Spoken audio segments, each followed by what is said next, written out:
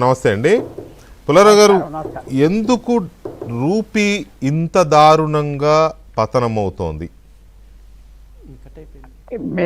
మీరు చెప్పిన ఇంట్రడక్షన్ విన్నా, చాలా వరకు చాలా ఎక్స్ప్లెయిన్ బాగా చేశారు. కానీ కొన్ని పాయింట్స్ డిస్కషన్ చేయాలి. ఎందుకంటే ఎవరో చాలా పెద్ద ప్రసిద్ధమైన అమెరికన్ ప్రెసిడెంట్ అన్నాడు, ఎకానమిస్ట్ ఎప్పుడు ఒక ఒపీనియన్ ఎవరో ఇలాగుంటుంది అలాగే ఉంటుంది అంటారు. రెండు పక్కల మూడు పక్కల చెప్తారు పనికిరాని వాళ్ళని. హ్యారీ ట్రూమెన్ అనే ప్రెసిడెంట్ తిట్టాడు ఎకానమిస్ట్. సో అందరికి మీ ఒపీనియన్ కరెక్ట్ అవ్వచ్చు, నాదవ్వచ్చు, జ్ఞాపకం పెట్టుకోండి. మెయిన్ థింగ్ మనకి ఫర్ ఎగ్జాంపుల్ అక్టోబర్లో నేను గూగుల్ చూసి కాదు, 30-40 బిలియన్ డాలర్స్ మనం ఎక్స్పోర్ట్ చేసేదానికి ఇంపోర్ట్ చేసేదానికి తేడా నెగిటివ్. అంటే మనకి ఎంత రిజర్వ్స్ ఉన్నాయి?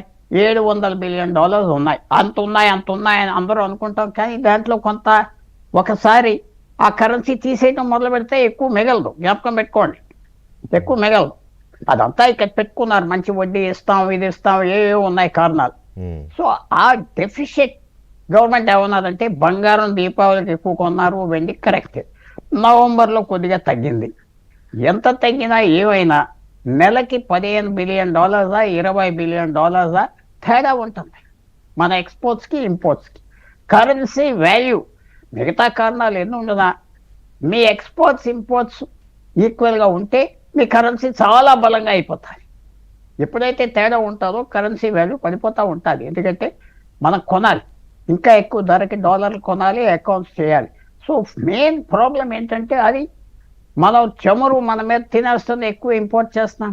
తర్వాత మన డిఫెన్స్ పర్చేసెస్ కూడా విశేషంగా పెరిగినాయి కదా, లక్షల కోట్లు కొంటున్నాం, అవి కూడా కట్టాలి కదా. అలాగే మన ఇంపోర్ట్స్ చాలా పెరిగిపోయింది. అది ఎలా తగ్గించాలి ఆలోచించాలి లాంగ్ టర్మ్ హెల్త్కి.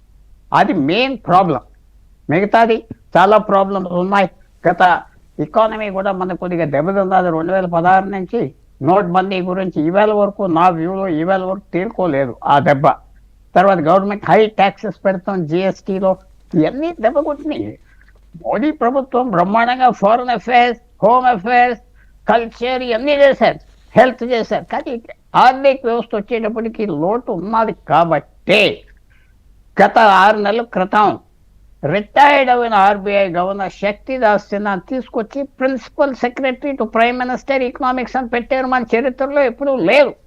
ఎందుకంటే ఆయన అనుగ్రహించుకున్నారు, ఆర్థిక వ్యవస్థ అవుట్ ఆఫ్ కంట్రోల్ వెళ్ళిపోతుంది, ఏం చేయాలి. అప్పుడు ఆయన వచ్చి ట్యాక్సెస్ తగ్గించి అన్నీ చెప్పారు.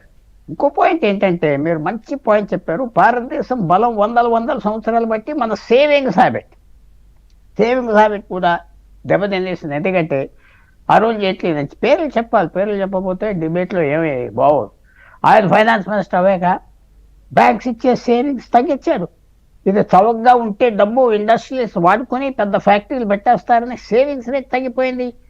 ఇన్ఫ్లేషన్ ఉండేది 4%. సో సేవింగ్స్ ఇన్సెంటివ్ కూడా పోయింది జనానికి, డబ్బు వాల్యూ పోతుందని. సో ఈ ప్రభుత్వాలు సేవింగ్స్ చేయనివ్వట్లేదు. ఇవన్నీ ఉన్నాయి కారణాలు. వ్యవసాయం కూడా సరిగ్గా అటెండ్ అవ్వట్లేదు మన ప్రభుత్వాలు. ఇప్పుడు ఈ ప్రభుత్వమే కాదు, పాత ప్రభుత్వాలు గత 30-40 సంవత్సరాలు బట్టి. సో మనకి అన్ని ప్రాబ్లమ్స్ ఉన్నాయి. ముఖ్యంగా మీరు అన్న మాట కొంచెం మనం డిఫరెన్స్ ఉన్నాయి. అప్పుడు స్వతంత్రం వచ్చినప్పుడు ₹1 3 డాలర్లు అన్నారంటే అది కరెక్ట్ కాదు. ఎందుకంటే డాలర్ వాల్యూ కూడా పడిపోయింది. ఆ సమయంలో 1947లో ఒక డాలర్కి 5 గేలన్ల పెట్రోల్ వచ్చేది అమెరికాలో. ఇప్పుడు $4 $3 గ్యాలన్ పెట్రోల్. సో అన్ని కరెన్సీలు, మన కరెన్సీ పడిపోయినా పర్వాలేదు, మిగతా కరెన్సీస్ కూడా పడిపోవాలి. అది మనం చూసుకోవాలి.